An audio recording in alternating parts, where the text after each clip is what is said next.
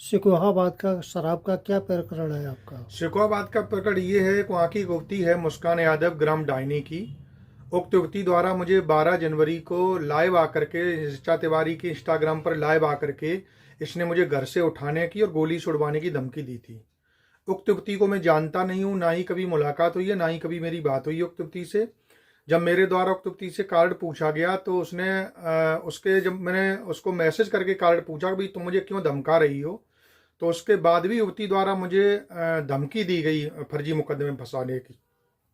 और जब मेरे द्वारा थाना शुकाबाद में शिकायत की गई 14 जनवरी को, तो शिकायत के दौरान भी युवती ने कॉल करके हमें धमकी दी है और बहुत अपशब्दों का प्रयोग किया है, जिसका मेरे द्वारा युवती लगातार प्रताड़ित कर रही थी शिकायत करने के बाद भी, जिसका मेरे द्वारा थाना शुकाबाद में 25 तारीख को मुकदमा दर्ज कराया गया है, जिसकी विवेचना सीओ प्रवीण कुमार तिवारी कर रहे हैं।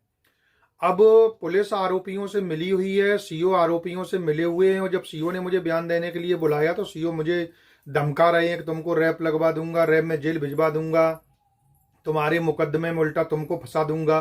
सीओ प्रवीण, जिसमें चूंकि बात ये आ रही है, जो इसमें मुख्य आरोपी है वो ऋचा तिवारी है, और ऋचा तिवारी ने ही मुस्कान यादव से धमकी दिलाई थी, और सीओ भी प्रवीण कुमार तिवारी हैं। तो ये जातिवाद निभाते हुए ऋचा तिवारी को बचा रहे हैं, और उसके द्वारा जो है सीओ के द्वारा लगातार धमकी दी जा रही है।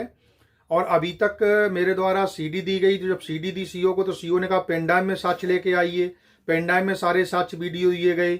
उसके बाद अभी तक सीओ द्वारा ऋचा तिवारी कोई नोटिस नहीं भेजा गया, ना ही अभी कोई ठोस कार्रवाई की गई, बल्कि मुझे सीओ धमकाने में लगे हैं।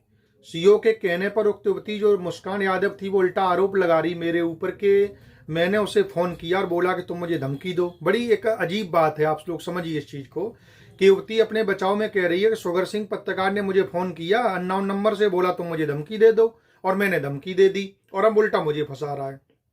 तो सीओ महोदय जो थे वो भूल गए हैं कि भाई युवती की आप कॉल डिटेल क्यों नहीं निकलवा रहे हो। युवती अगर कह रही तो युवती से सीओ अभी तक नंबर क्यों नहीं मांगा, और युवती ने नंबर क्यों नहीं दिया। सीओ महोदय ने अभी तक युवती के नंबर की कॉल डिटेल क्यों नहीं निकलवाई। अभी मुकदमा शिकायत किए हुए 1 महीने से ज्यादा समय हो गया है। 14 को शिकायत की गई थी, 16 जनवरी हो गई आज। मुकदमा दर्ज हुए भी 20 दिन से ज्यादा हो गए, अभी तक सीओ द्वारा कोई ठोस कार्रवाई नहीं की गई। आरोपी युवती की कॉल डिटेल नहीं निकलवा गई ताकि साबित हो सके कि मैंने युवती को फोन किया कि नहीं किया, बल्कि उल्टा मुझे फंसाने की धमकी दे रहे सीओ कि मैं तुम्हें फंसा दूंगा, तुम्हारे मुकदमे में उल्टा फंसा दूंगा, रैप लगवा दूंगा। एक जिम्मेदार राजपत्रित अधिकारी हैं और उनके द्वारा इस तरह की धमकी देना बहुत ही शर्मनाक है।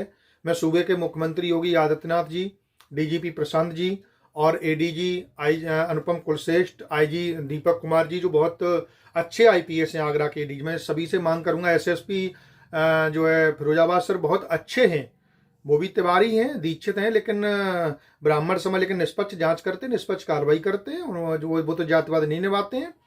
तो मैं एसएसपी से भी अनुरोध करूंगा कि इसकी निष्पक्ष जांच की जाए, सीओ के विरुद्ध दंडात्मक कार्रवाई की जाए, और ताकि ये सीओ द्वारा इस तरह का कृत्य जो किया जा रहा बहुत ही शर्मनाक है। एक युवती को, 2 युवतियों को बचाने के लिए सीओ उनके अधिवक्ता बनके कार्य कर रहे हैं। आप राजपत्रित अधिकारी हैं सीओ महोदय, आप राजपत्रित अधिकारी हैं और आप आईओ हैं, आप विवेचक हैं, आपको सुप्रीमो पावर है।